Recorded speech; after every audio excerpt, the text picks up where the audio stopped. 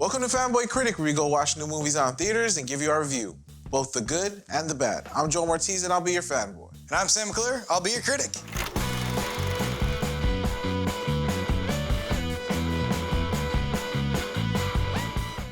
This week on Fanboy and Critic, we went to go see Birds of Prey.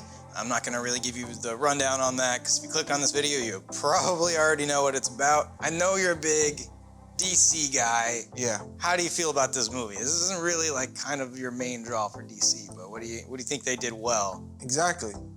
It's not my main draw. I didn't care about Harley Quinn. I care about the Joker.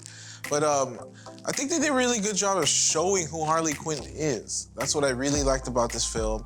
They just show what's going on in her head and how crazy she is. I mean, they did introduce a lot of the new characters in this that most people aren't familiar with. I'm not even familiar with some of them either.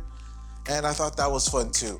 I wish they would have gave them a lot more spotlight, but this is Harley Quinn's film, so you didn't get much from them. I guess each and every one of them somewhat got a little background story to it. But let's go on to another thing I like was the action scenes. I really liked all the fighting, especially when it was Harley Quinn. Like, they really made her out to be a badass, and that's what I really loved about it. All the fighting and all the action was really fun. Even McGregor as the Black Mask, I think he did a really good job. I just don't think they did a really good job with the Black Mask.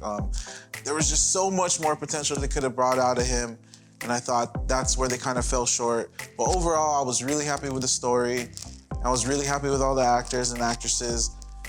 But Margot Robbie just did a terrific job with Harley Quinn. I mean, how can you say that this is Harley Quinn's movie? It's literally called Birds of Prey, and then whatever large mouthful of bullshit at the bottom. And Harley Quinn is like on all the things because Margot Robbie is easily the most popular of these, actresses, and the most popular character is Harley Quinn. But yeah, you're right. I mean, none of the other characters had any personality. They didn't have any story, and they didn't have any personality. And like, they really forced Renee Montoya, the detective, on everybody. And she, like, why was she there? She had no point. She literally had no point. The whole time I was like, you're a terrible detective. You're not adding anything to this. Why are you here? Black Canary got some part of the story, but even that, like, her character itself had no character. It had nothing to do. Like, she was just, I'm saying lines in front of the screen. She was badass, and the Huntress was badass, but they really had nothing to do. And they have like little snippets of a backstory, but really it amounts to like one scene each. So what the hell were they doing there? I almost swore. You're right. The set pieces were fun. They were imaginative. They were way more than the destruction porn that I come to expect out of DC movies. There was actually thought out. But the Black Mask was a nothing of a villain. They also brought Victor Zsasz in, and listen, Chris Messina's a great actor, and I think he did the best he could, but he was miscast. Like, he is not a menacing looking guy. He is a tiny, like, twig of a man. He doesn't look scary at all. Okay, one thing that I did like is that it is a very small story. It's not, hey, the entire universe is gonna end if we don't do something. It's like very local to these women and Gotham. I don't, like, every single movie now that's a superhero movie is like, literally the world is going to implode.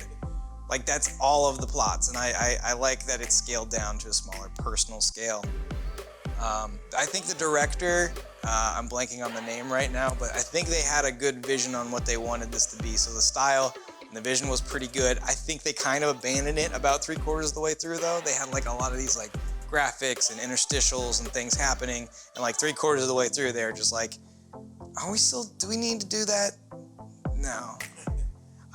What I'm pretty sure happened is probably the studio got involved and they're like, okay, we need to change this whole ending. Like, we've seen the dailies and how it's gone up to here, and now we have to have control because we need to decide how it ends, because studios do that and it ruins every movie. So we given our 2 cents on what went good, what went bad. Give us your rating. How did you really feel coming out of this movie? The way I feel about this movie, I'm at a like. I came in there with really low expectations. Like I said, Harley Quinn's not someone I really care about, but it surprised me, and it was a likable movie. I'm just gonna go with a Y. Like, I think there was slightly more good than bad. There's probably like 60% good, 40% bad, but like, it's just, why do you make a Birds of Prey movie without any of the Birds of Prey? It's Harley Quinn's movie, and it's titled Birds of Prey. Just very much why to most of the decisions about making this movie and marketing this movie. If you want to see some real nerd action, go check out the Birds of Prey Dungeons & Dragons player versus player video that we just released today. There's a long and a short version. I'll link to them somewhere in the description. And we'll see you for our next review.